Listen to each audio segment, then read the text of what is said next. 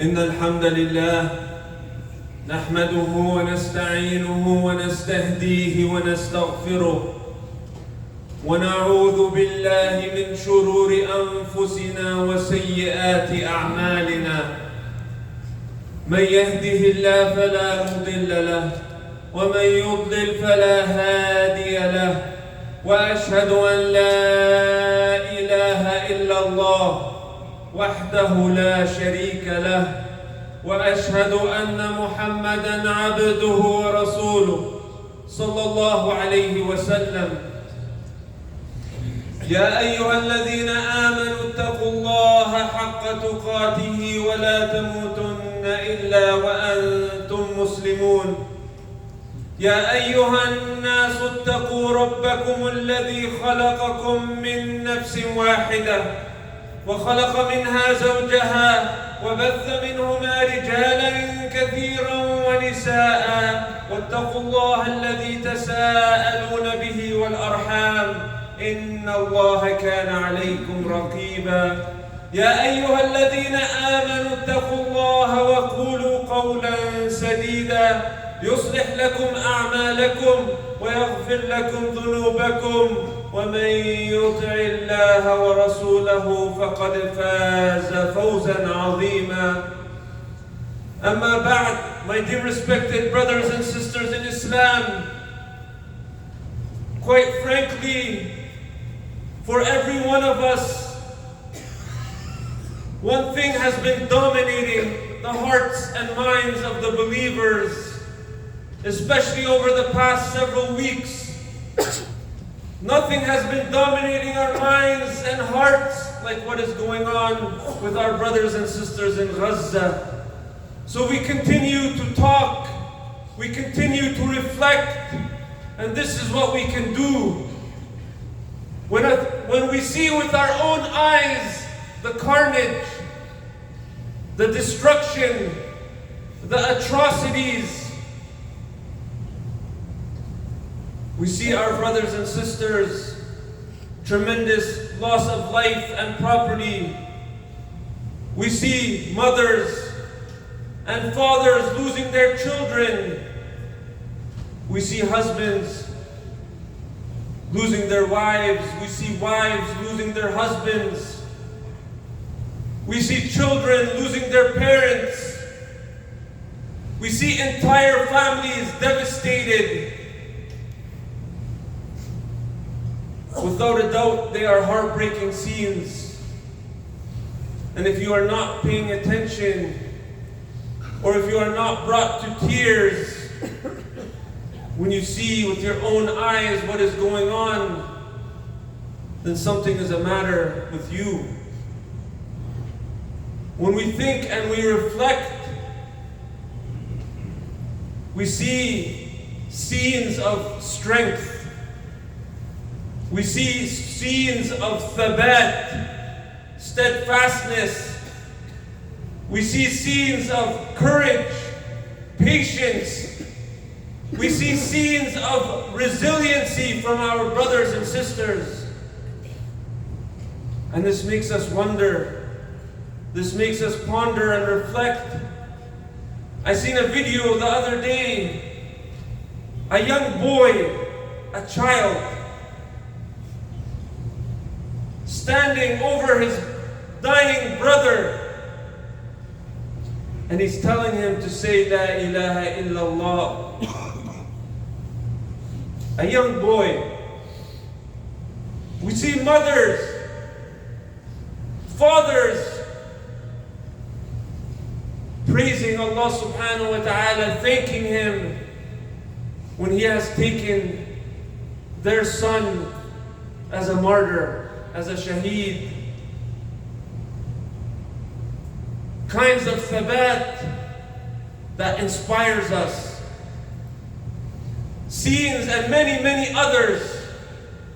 We have all seen them.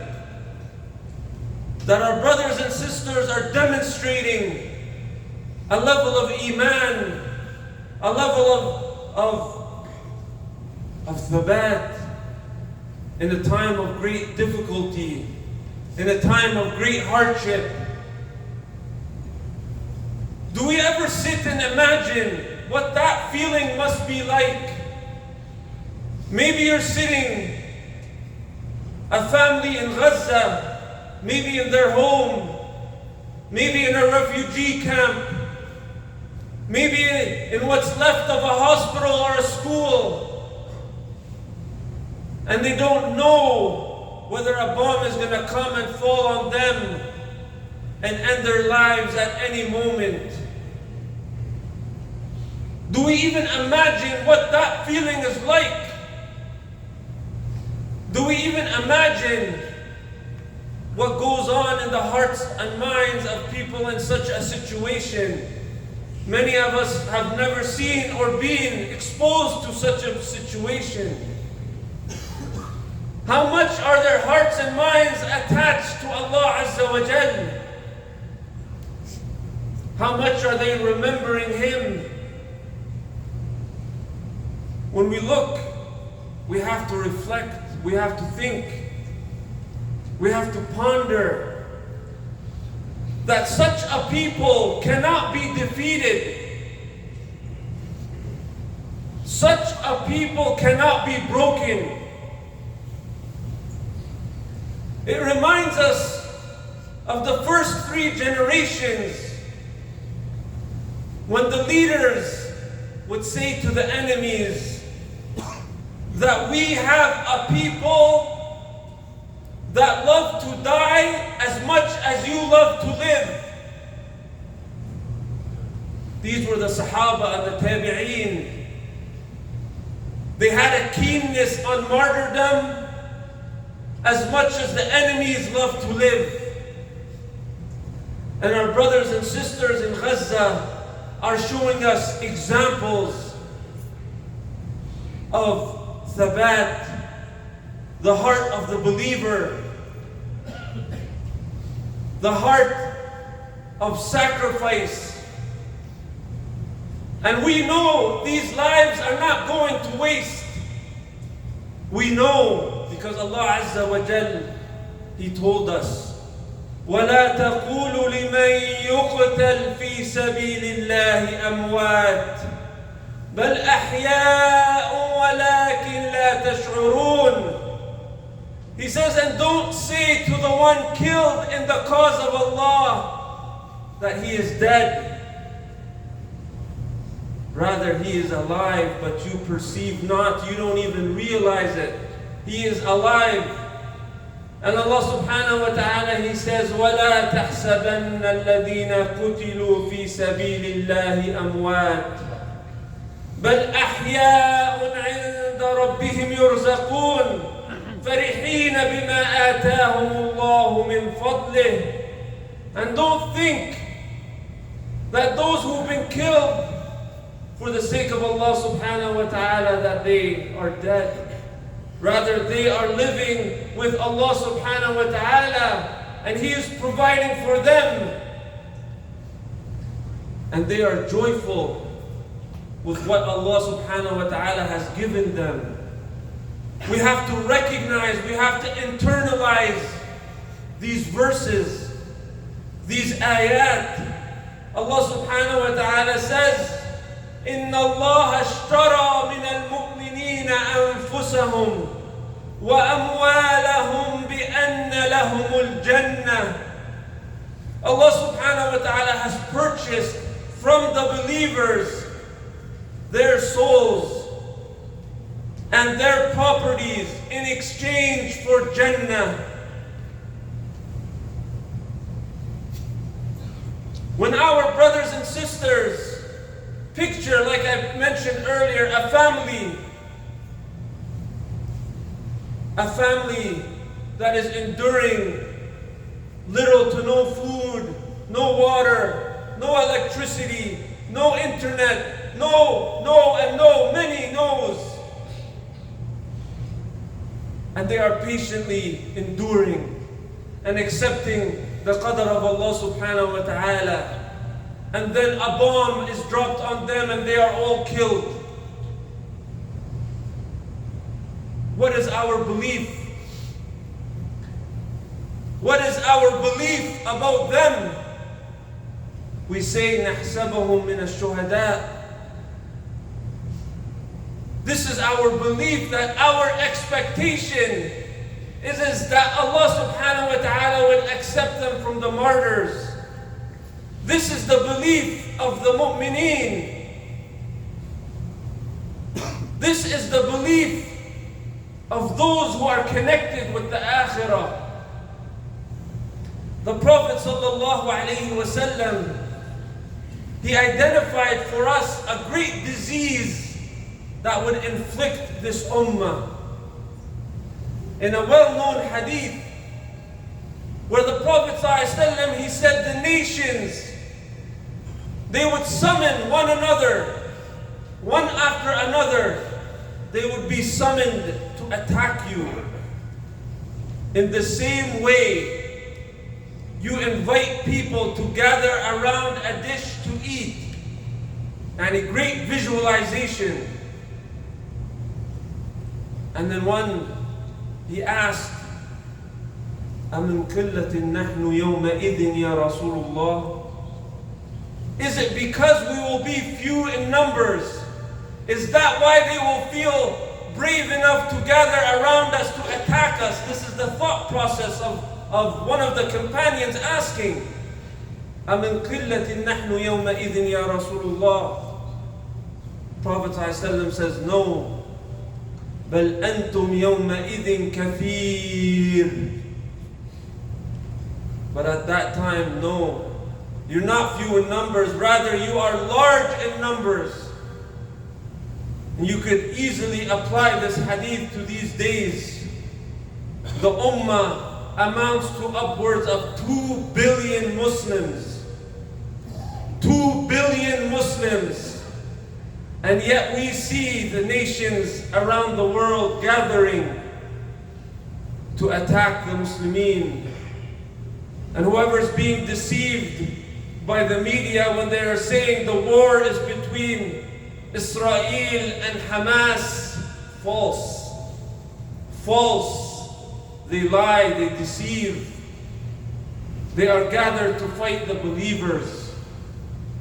The kuffar are gathering against the Muslims. Don't be confused about what the war is. We go back to the hadith, the Prophet ﷺ, he says, no, بل أنتم يومئذ كثير ولكنكم غثاء كغثاء السيل. But you guys are like foam, just like the foam of the water. And then he goes on to say that the fear has been removed out of the hearts of the enemies. They don't fear you. They see how weak you have become. And then he says, it will be cast into your hearts al-wahan. And al-wahan linguistically is weakness. But the Sahaba asked, وَمَا الْوَهَنْ يَا رَسُولُ اللَّهِ. What is al-wahan? حُبُّ الدُّنْيَا. He says, وَكَرَاهِيَةُ الْمَوْتِ. That we love the dunya. This will be the reason. This is the disease that has inflicted the ummah. Our love for the dunya has become so much, and we hate to die. We have lost connection with the akhirah.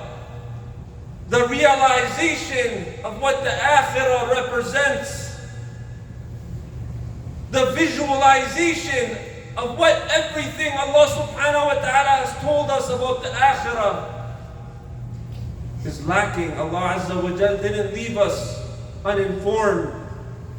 Step by step, we are told about what's to take place in the hereafter.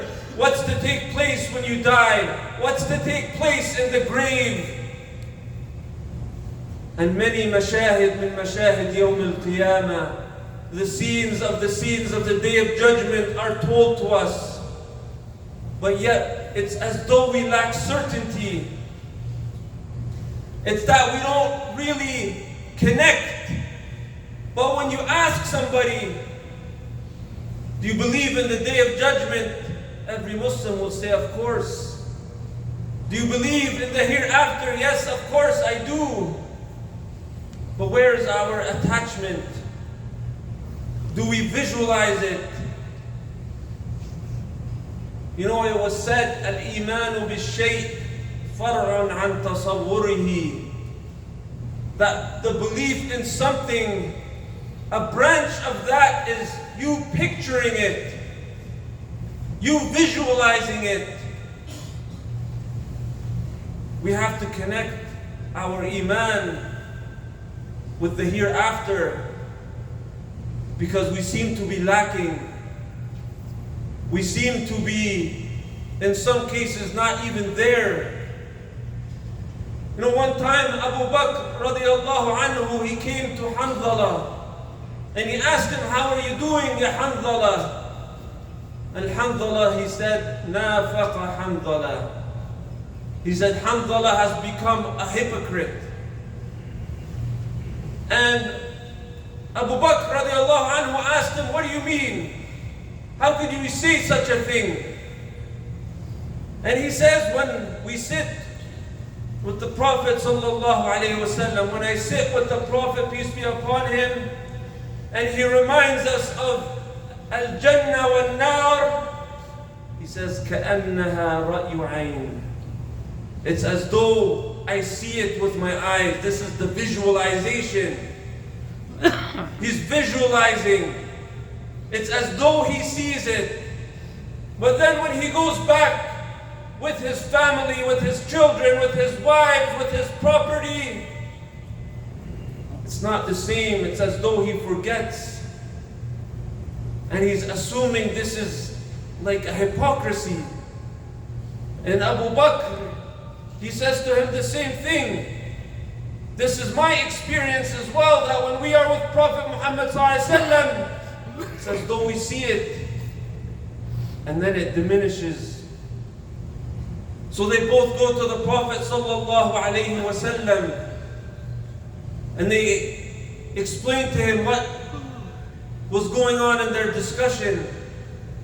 And the Prophet ﷺ, he explains to them that if you were to continue at that level, then the angels would come and shake your hands when you lie down and when you walk around. But rather, he says to them, sa'atun wa sa'a. He says to them what the meaning is that everything has its time.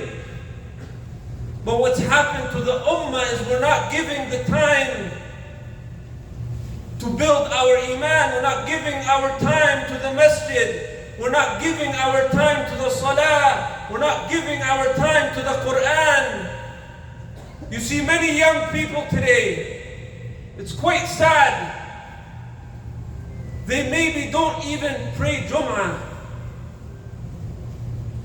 They maybe don't hear any form of Islamic knowledge or content. What type of believer will they become? Sometimes it's even our own children or our own wives. A week and 2 and 3 and a month will pass by. They haven't even heard a maw'idah. They haven't even heard an ayah. They haven't even heard a khutbah. Maybe they've barely prayed their salah with khushu'. How can you expect us to have Iman? How can you expect our faith to be where it needs to be? We need to reattach our hearts to the akhirah.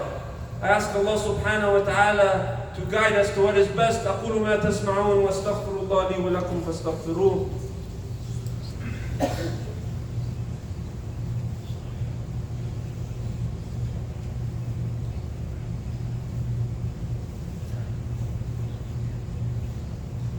الحمد لله رب العالمين والصلاة والسلام على رسول الله صلى الله عليه وسلم النبي الأمين.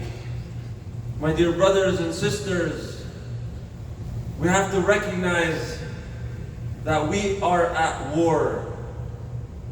We are at war.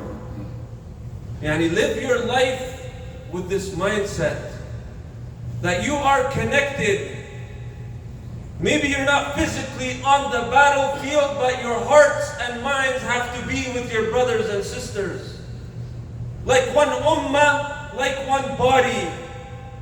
And take the opportunity as a wake-up call for us to reconnect to the akhirah, to build our certainty with the hereafter. Allah Azza wa Jal is giving us this opportunity to wake up, turn back to the deen, turn back to the salah. There has to be a day of reckoning.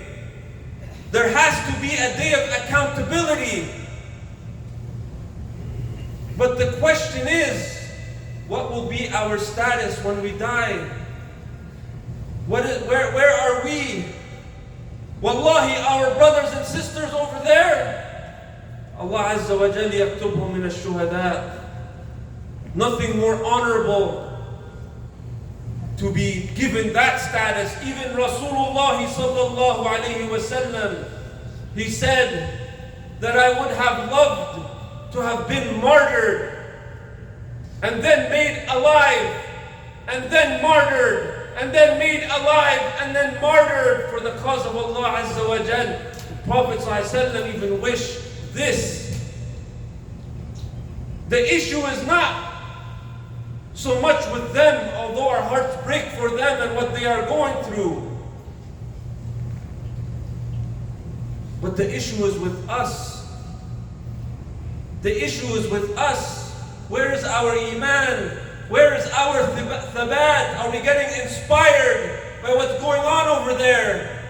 Or are we just carrying on our lives like, normal? Let's go see an Oilers game, let's go eat, let's go have fun, let's go take pictures. And we should be even struggling to enjoy ourselves when we know our brothers and sisters are suffering.